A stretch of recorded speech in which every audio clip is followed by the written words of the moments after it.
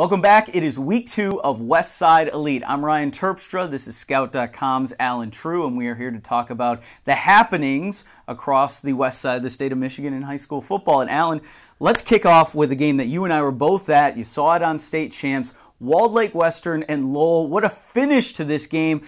Give me a couple of your takeaways from both of these teams. One of the best high school games I think I've seen in recent years. Walled Lake Western, first of all, I think they're going to be a real contender on that side of the state. Another team you have to watch for. There's some strong teams in their conference, in their area, but I don't know if too many people took them too seriously until now. But they're definitely a team to be reckoned with. And for Lowell, I don't think you have anything to be ashamed of because I think that team you just lost to is really good. I looked at Lowell. I see a senior quarterback. I see a real playmaker in Gabe Steed.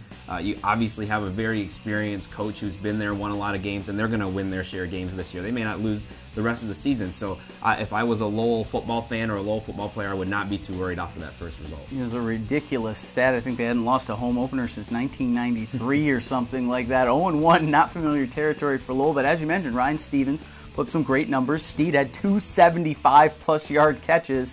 What was confusing to me was Lowell wasn't running the ball, but I mean, you know that that's going to happen later on in the year. Max Dean is a back that they're going to lean on a lot, and that line for Lowell is very big. They just ran into an equally big line of Walled Lake Western. Yeah, I think Coach Dean is a good coach, and he's going to coach to his strengths. In past years, they had quarterbacks who were a little more of the running type, and they ran a little more veer, a little inside veer. Now you have a kid in Stevens who can spread the ball around. You have a couple of receivers, not just Steed. Sawyer Lesko made a lot of plays too, and so I think they're just coaching to some of their strengths there. You were at East Kentwood, Farmington Hills, Harrison. One of the big wins for the west side of the state. Talk about what you saw from EK. Well, they always have great athletes, great track program over there, and you put some of those guys on the football field, they can really run. Their secondary is impressive. They have a couple of backs, a couple of receivers who can make some plays.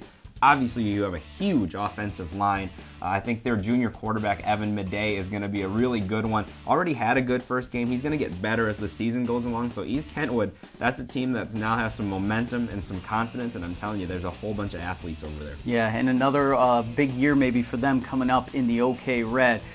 Grand Rapids Union, that is a school that actually you've had to pay a little attention to because of some guys that are getting some looks from a recruiting standpoint, but they hadn't won a game in a very long time. Finally got that win, running clock against Wyoming Lee. So congrats to Grand Rapids Union. Talk a little bit about what they've got going on over there. Well, you have to feel good for those kids, and obviously not just winning, but winning in the way they did. You don't see a whole lot of Division I commits that have never won a high school game before. That was the case with Keedron Davis going into that game. He's an excellent athlete. I talked to some other high school coaches around the state, some other schools that have seen him. Very impressive athlete, and he could play tight end, could play defensive end at the next level. Actually played some tailback for them last year, so that's what kind of athlete you get at 6'4", 215 pounds, obviously going to the University of Toledo. I think he's going to be a really good player for them, and you have to feel good for him and the program to get that monkey off their back and get a win. Now they have West Catholic this week, so they can't celebrate that for too long. Yeah, and West Catholic is going to be looking to get Alf the Schneid as their own one after that Jackson Lumen Christie game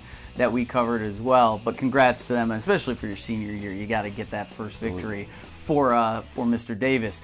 A couple things stood out to me. I want to just bring up one of them, and that is Oakridge and Muskegon Catholic Central. Now, Muskegon Catholic, I expect them to have a great year, but to play Oakridge and then to see Oakridge put up the kind of numbers they did against Muskegon Catholic, it's pretty surprising to me. Anything stand out to you about what happened in Week 1 on the west side of the state? Well, I think it just shows anybody can beat anybody, especially Week 1 when you come in off of the off season.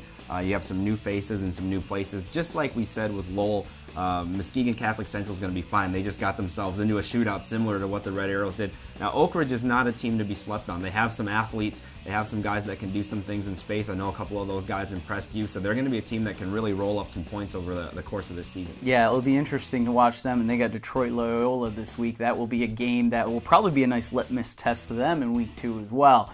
So Alan, of course, is the Midwest recruiting coordinator for Scout.com, and this week there's kind of a recruiting window that's opening up, so tell us a little bit about what's happening. Well, today's the first day juniors can get contact with college coaches, and this is the age we live in now. A lot of that contact comes through Twitter, so a lot of college coaches have started following those juniors. We have some guys on this west side of the state already getting some contact. You have some guys already with some offers. Keegan Cousseau and Evan Plate over at Greenville, Jonathan Berghorst at Zeeland East, but I think you have a bunch of guys who are waiting on that first offer who are going to see that process pick up quite a bit now.